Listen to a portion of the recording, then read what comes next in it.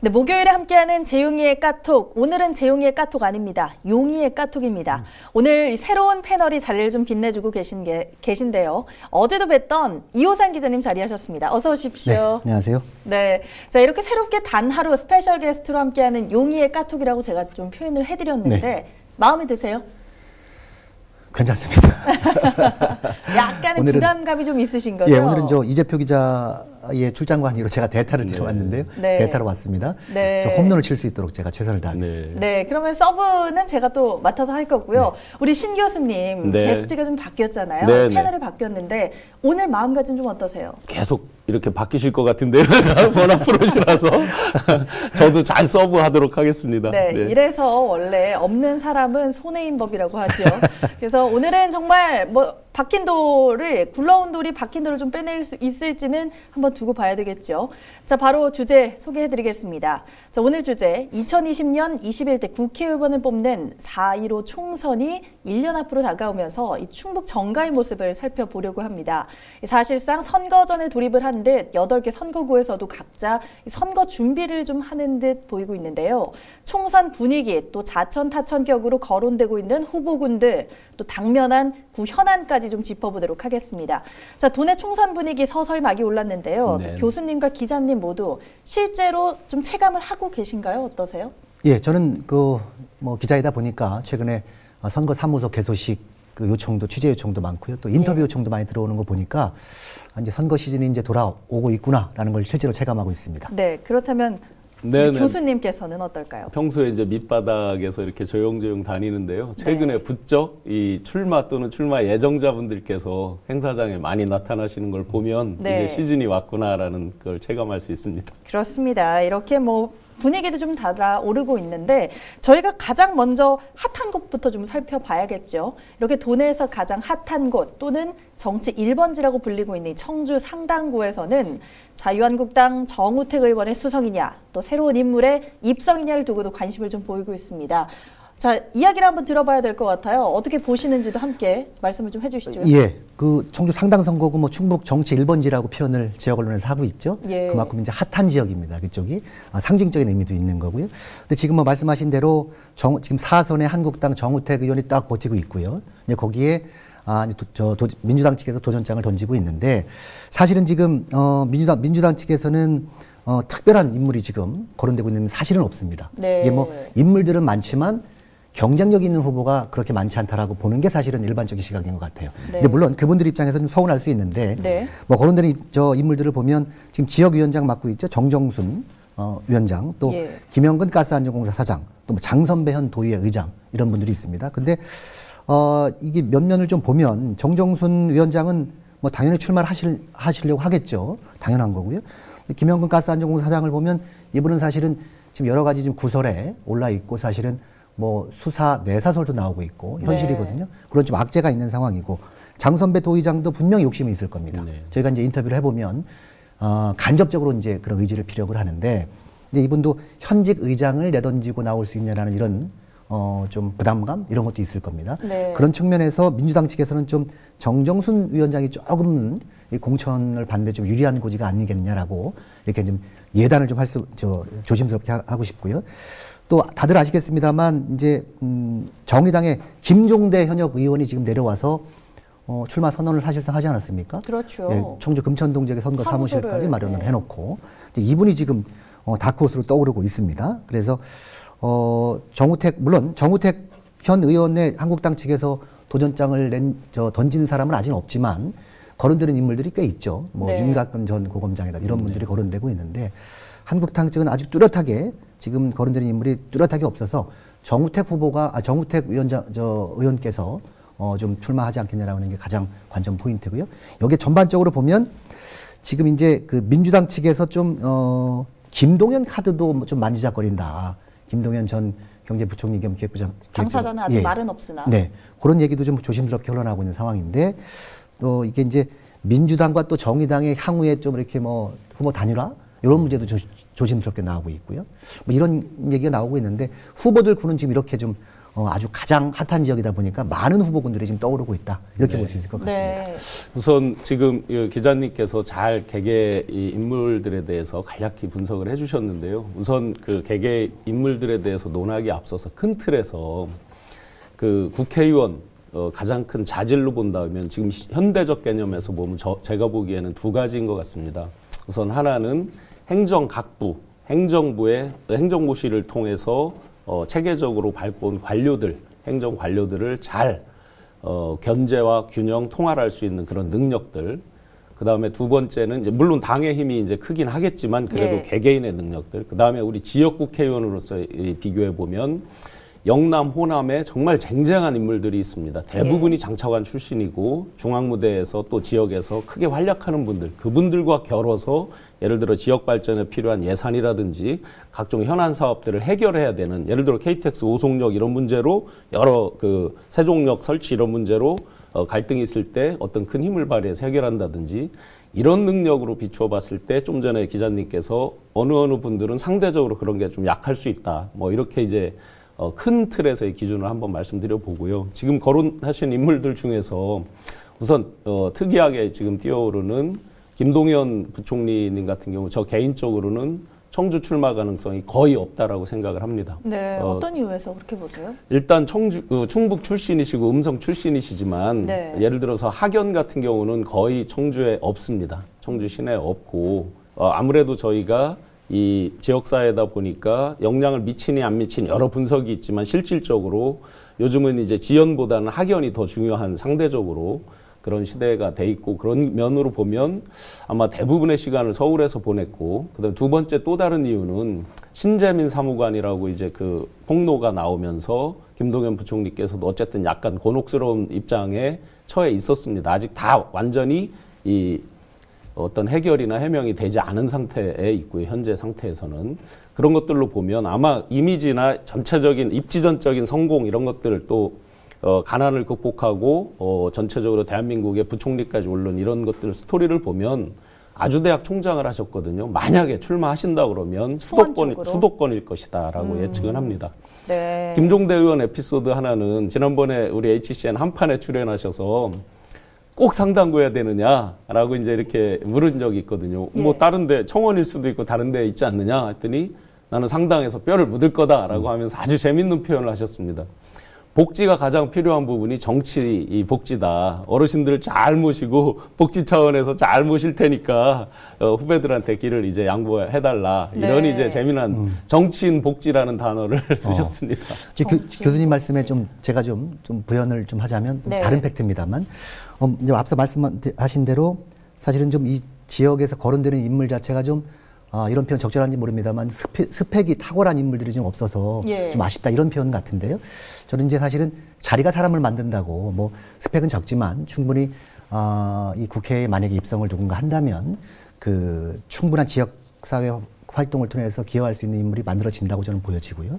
또 이 김동연 그 전 장관 카드는 수도권이라고 이제 예측을 하셨습니다만 전 좀 시각을 달리하는 것이 지금 상당 쪽에서도 이렇게 만지작거린다고 이제 민주당 측에서 그런 얘기가 흘러나오고 있지만 고향이 음성 아니겠습니까? 그래서 지금 진천 음성 지역으로 잠깐 가보면 그쪽도 사실은 민주당 측에서 뚜렷한 대항마가 경대에서 의원을 대항할 만한 인물이 없는 상황이거든요. 그래서 전략적으로 민주당 측에서 저는 그쪽 고향 쪽이나 분명히 이번에 좀 끌어오지 않을까. 그렇게 좀 삼고초려를 해서라도 말이죠. 그래서 저는 김동연 카드가 분명히 나올 것으로 저는 예상을 하고요. 또 한 가지는 또 이 상당 지역으로 다시 돌아오면 상당 이 선거구는 다른 청주 지역 선거구보다 사실은 좀 면 지역이 많다 보니까 좀 보수적인 색채가 좀 강한 지역이에요. 이게. 근데 보수 성향이 그러니까 아무래도 한국당 입장에서 조금 더 유리한 고지가 있을 수가 있겠죠. 근데 과거에 돌이켜보면 4년 전에 한범덕 지금 현 시장이 총선에 출마했을 때 정우택 의원과 그 당시에 맞붙었을 때 한범덕 시장의 고향이 미원 쪽이거든요. 근데 그쪽에도 불구하고 한범덕 시장이 좀 열세를 했었어요. 그만큼 상당 지역이 지금 보수적 생체가 좀 강한 지역이다.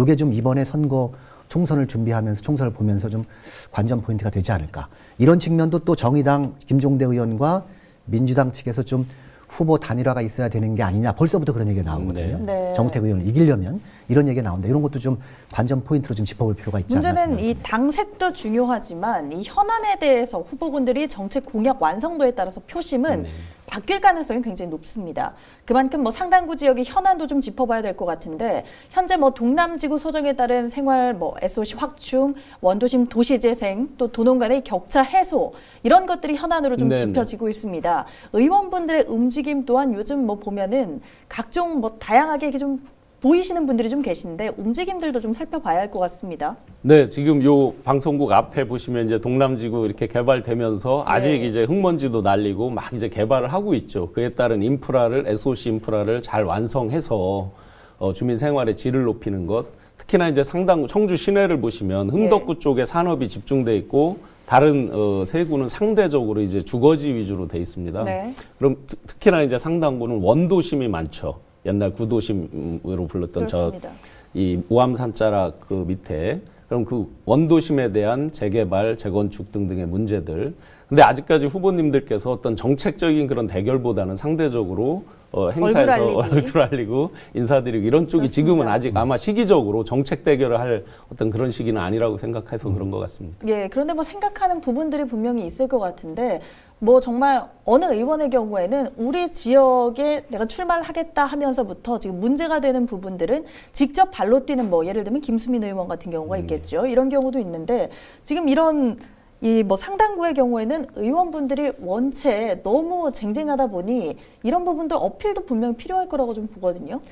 제가 이제 방송 들어오기 전에 그 뭐 지역 인사에게 전화 한 통을 받았는데 이런저런 얘기를 나누다가 최근에 정우택 의원께서 지역에 머무는 시간이 되게 갑자기 많아졌다 이런 얘기를 하더라고요. 총선 준비를 하기 위해서. 또 김종대 의원도 자주 내려와서 지금 얼굴 알리기에 혈안이고요. 근데 이런 걸 보면 앞서 이제 교수님 지적하신 대로 사실은 또 앵커께서 지적하신 대로 지역에 지금 이 상당구 지역을 현안을 보면 사실은 구도심이거든요. 지금 상당구 지역이.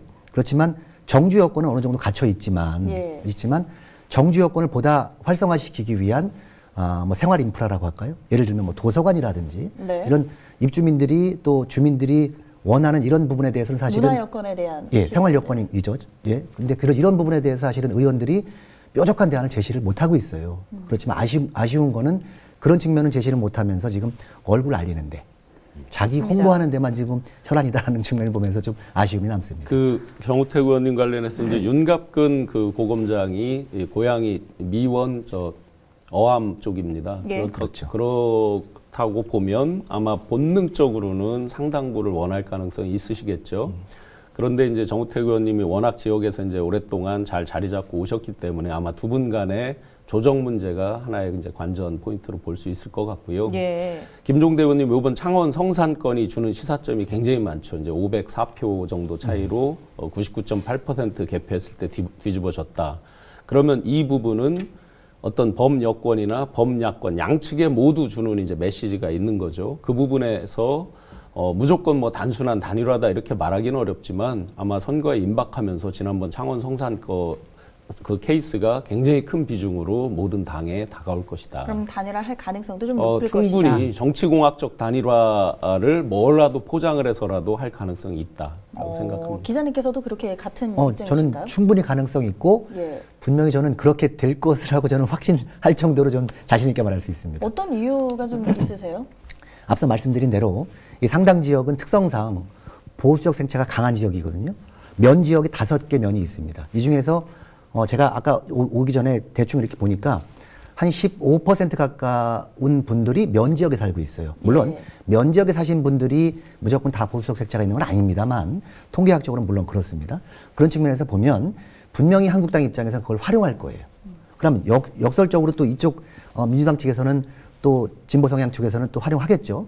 그러면 정치공학적으로 안 따져 본더라도 상식적으로 봐도 표를 나눠 먹는 입장에서 진보 세력들이 나눠 먹으면 이거는 합치는 것이 훨씬 당연히 난 수가 거죠. 있다. 그래서 말씀하신 대로 창원 선거구에서 본 것처럼 분명히 그거를 반면교사 삼아서 아마 그렇게 해야지만이 승리할 수 있다라는 것을 분명히 더 잘 알고 있을 겁니다. 네, 자 이번에 상당구를 지나서 이번엔 또 이슈가 되는 곳이 또 있습니다. 청주청원 빠질 수가 없는데요. 자, 일단은 뭐 여기도 가장 핫한 곳이 바로 젊은 네네. 여성 의원이다라는 것 때문에도 뭐 눈에 확 띄는 김수민 의원이 자리하고 네네. 있죠. 네네. 출마설을 이제 아예 출마설도 아닙니다. 출마를 하겠다라고 네. 입장을 밝혔습니다.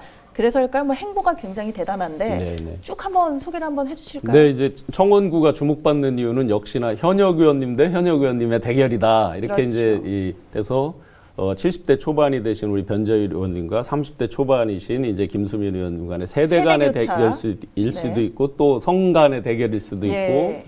있고 등등 여러 가지 관점에서 이제 주목을 끌고 있는데요. 김수민 의원님 요즘 이제 지역 현안 중에서 가장 이제 환경, 미세먼지, 예, 소각장, 소각장 등 관련해서 이제 현안에 대한 목소리를 내고 계시고 또 중앙에서 이제 당 대변인을 맡고 있다 보니까 서울과 이제 저희 지역을 왔다 갔다 하면서 굉장히 이제 나름 고군분투하시는데 예. 문제는 이제 변재일 의원께서 어쨌든 사선의 입지를 구축하시는 과정이 굉장히 절대 강자로 이렇게 자리매김하시고 계시기 때문에 예. 쉽게 깰 수 있느냐 하는 이제 그런 문제들. 그런데 이제 악재가 하나 닥쳤죠. 변재일 의원께서 지금 그 모 도의원께서 소송하는 중에 이제 증인 채택이 되셨어요. 이런 부분이 이제 어떻게 넘어가느냐. 또 호재로 본다 그러면 지역에서 일부 이제 설이 나오고 있는 다시 이제 그 미래창조과학부 그 장관이 될 수 있느냐, 아주 과기정통부 장관이 될 수 있느냐 이 부분인데. 그 부분에 대해서는 조금 아쉽게도 확률은 상대적으로 좀 떨어지지 않는가 하는 생각은 해봅니다. 왜냐하면 지난번에 후보로 올랐다가 그런 설들이 있다가 지금 예. 최종 확정이 되지 않았었고 엊그제 대통령께서 5G에 대해서 대한민국이 글로벌 선두주자로 치고 나가야 된다라는 행사를 대대적으로 하셨는데 이런 5G 시대, 4차 산업혁명 첨단의 시대에 약 16년 전쯤에 이제 정통부 차관을 하셨거든요. 그러면 그런 경력이 너무 어떤 미래에 대한 이미지와 상대적으로 좀 맞지 않는가 하는 이런 점을 보면 아마 그 장관으로 발탁되는 데는 조금 이미지상 한계가 있지 않을까 하는 이런 생각도 해봅니다. 어쨌든 장점과 단점이 두 분 간에 예. 교차하면서 접전이 예상됩니다. 예, 또 이뿐만 아니라 자유한국당 황영호 의원도 지금 또 거론되는 부분도 있습니다. 네, 열심히 뛰고 있습니다. 예, 열심히 뛰고 있는데 이쪽 상당에서 민주당을 그렇게 제가 평가했습니다만 청원 쪽에 자유한국당 인물들도 여럿 거론되고 있습니다만 예. 황영호 전 의장 열심히 뛰고 있죠. 그렇지만 객관적으로 보면 조금 경쟁력을 뒷받침하지 못한다라는 이런 시각이 분명히 있는 건 사실입니다. 그런 측면에서 좀 다시 돌아와서 변재일 의원 지금 4선, 5선 도전을 한다. 이런 측면에서 교수님 분석을 해주셨습니다만 저는 좀 달리 분석하고 싶은 것은 또 이분 기분 나쁠 수 있겠네요. 이분 변재일 의원이 예. 48년생이시더라고요. 네. 연세가 많으십니다. 올해 뭐 이제 일흔을 앞두고 보고 계신가요? 71 되신 예. 거예요. 우리 네. 그렇죠. 근데 실제로는 조금 더 많으시죠. 이제 예. 우리 나이로. 근데 그런 좀 피로감이 없지 않아 있습니다. 그래서 아까 말씀하신 대로 과거 때 한참 과거 때 급변하는 사회에 과거 정권의 과기부 그 차관했던 분에 대한 이런 피로감, 또 사선이라는 피로감, 또 이게 냉정하게 보면 그런 시각도 있습니다. 지역을 위해서 사선 의원 동안 우리가 중앙정치 무대에서 어떤 역할을 했느냐 이런 또 그런 역할론에 대해서 네, 그런 지적도 있는 건 사실이고요. 물론 막중한 이렇게 힘을 가지고 있는 인물이고 열심히 떴던 건 인정을 합니다만 그런 피로감이 있다라는 걸 좀 분명히 말씀드리고 싶고 또 바른미래당 지금 김수민 의원이 하여튼 열심히 뛰고 있습니다. 소각장 문제를 지금 총선까지 끌고 가보려고 하는 의도도 있어 보이고요. 네. 지역 이슈화 시켜서 그런 전략도 있어 보입니다. 그건 뭐 정치공학적으로 충분히 그럴 수 있다고 보여지는데 문제는 저는 이 바른미래당이 총선을 앞두고 어떻게 정계 개편이 이루어질 것이냐 또 민주평화당과 함께 지금 스물스물 바른미래당발 정계 개편이 중앙당 차원에서 이루어지고 있지 않습니까? 그런데 중요한 것은 바른미래당의 이 김수민 의원 우리가 지역으로 오면 어떻게 김수민 의원이 그 당시에 이제 앞으로 가서 포지션이 어떻게 될 것이냐. 지금 바른미래당에서는 한국당으로 간다, 뭐 국민의당으로 간다, 민주평화당과 통합한다 여러 가지 뭐 설이 나오고 있지 않습니까? 그럼 김수민 의원은 과연 포지션을 어떻게 갈 것이냐. 그런 측면에서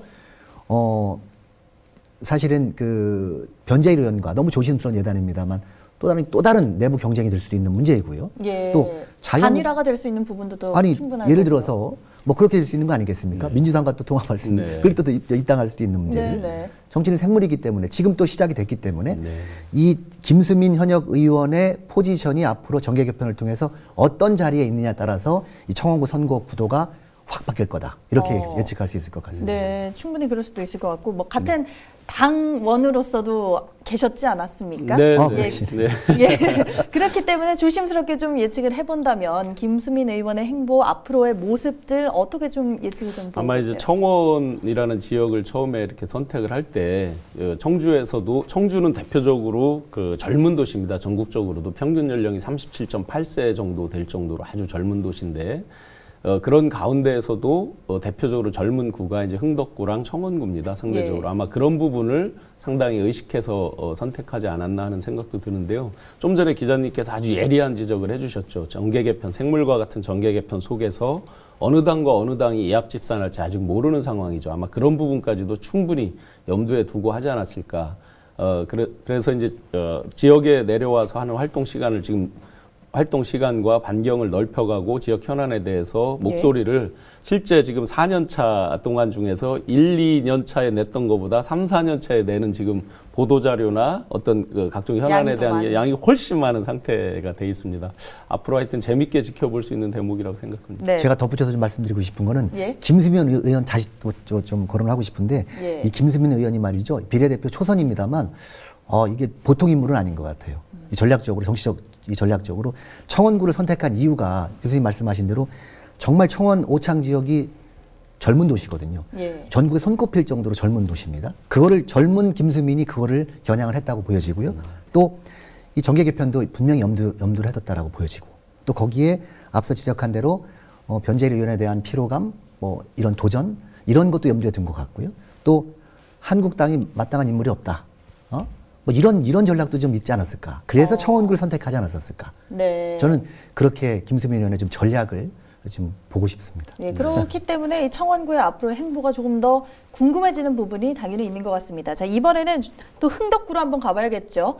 청주 흥덕구로 가보면 이 충북에서 선거인 수가 가장 많은 지역이라고 좀 합니다. 지난 6.13 지방선거 당시에 선거인 수만 해도 20만을 좀 넘길 만큼 치열할 것이다 라고 좀 전망이 되고 있는 곳인데요. 현재 거론되는 인물도 좀 살펴봐야겠죠. 교수님, 어떤 분들이 좀 네, 뭐 대표적으로 어제 이제 청주에 오셔서 직접 그 인터뷰를 하셨죠. 기자회견 하셨죠. 도종환 문화체육부 장관을 역임하신 도종환 의원께서 직접 흥덕에 출마하겠다라고 하셨죠. 또 모 언론 보도에 보면 이장섭 현직 그 충북 부지사께서 일전을 불사하겠다 이렇게 이제 보도에 나와 있더라고요. 네.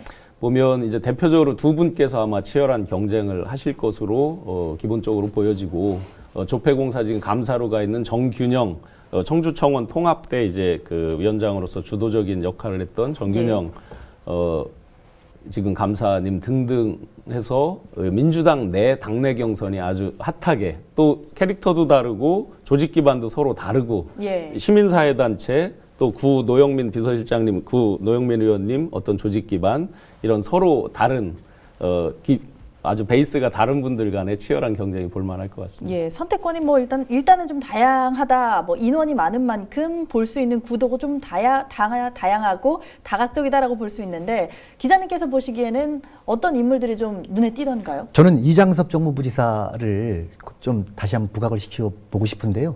뭐 그분하고 상관없습니다만 이게 이장섭 부지사가 이제 분명히 도전을 할 것 같아요.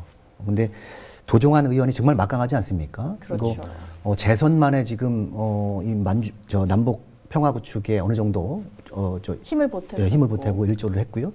정말 핫한 인물로 떠올라가지고 문재인 정부 들어서 가장 뜬 인물 중에 한 분 아니겠습니까? 그렇습니다. 그분이 떡 버티고 삼선 도전하는데 이장섭 부지사가 도전장을 던졌어요.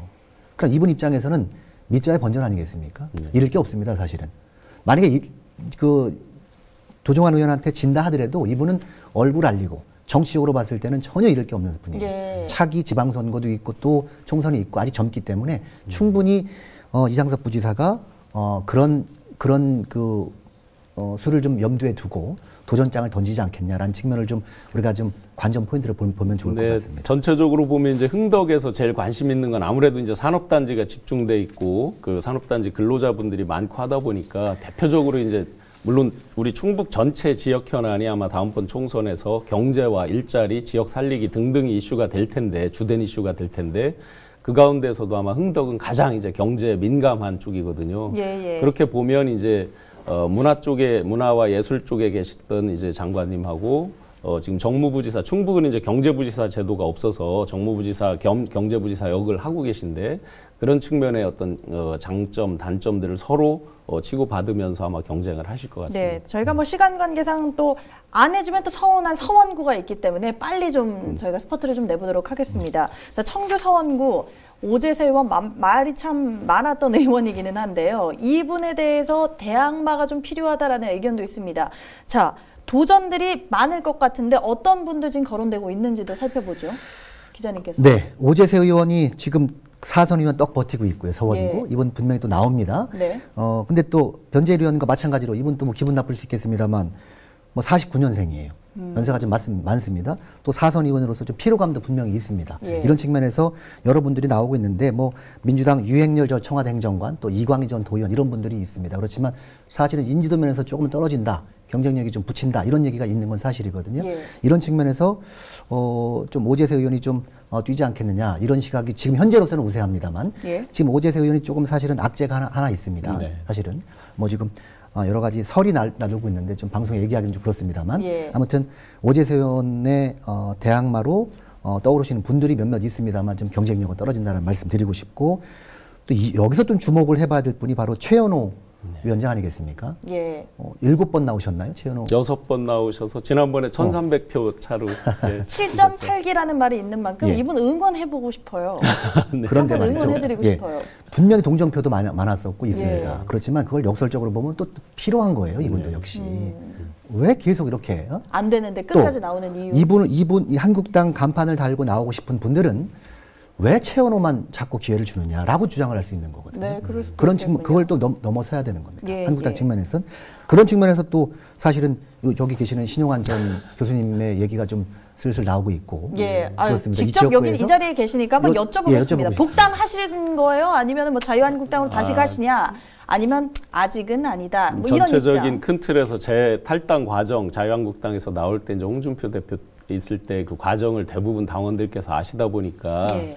그걸 안타깝게 생각하시고 이제 다시 대통합 어떤 인재 영입 차원에서의 논의가 있던 건 사실이지만 저 혼자 이렇게 입당하고 말고가 뭐 이렇게 중요하겠습니까? 전체적인 틀에서 지금 이제 어떤 정계 개편, 세대 교체 또 정권 교체 등등의 큰 틀의 것들이 논의되고 있는 상황에 맞추어서 판단을 해야 될 것 같고요. 그보다 더 큰 것은 과연 제가 지역 발전을 위해서 또 어느 지역 발전을 위해서 최고 적임자겠느냐 등등까지도 저는 고려해서 여러 논의나 제안들을 있지만 아직까지 확정은 하지 않았고요. 계속 이제 논의들은 해 나가고 있는 상태고 저 자신 하나 왔다 갔다 하는 그런 모습이 아니라 큰 틀의 대의 어떤 지역 발전 궁극적으로 이제 정권 교체까지 바라보는 그런 틀에서 지금 고민을 하고 있고요. 아마 제가 서원대학의 교수로 이렇게 있다 보니까 아마 서원구 얘기도 예. 나오지 않을까 이렇게 생각을 합니다. 아니 예. 그럼 제가 좀 여쭤보고 싶은데 말이죠. 네.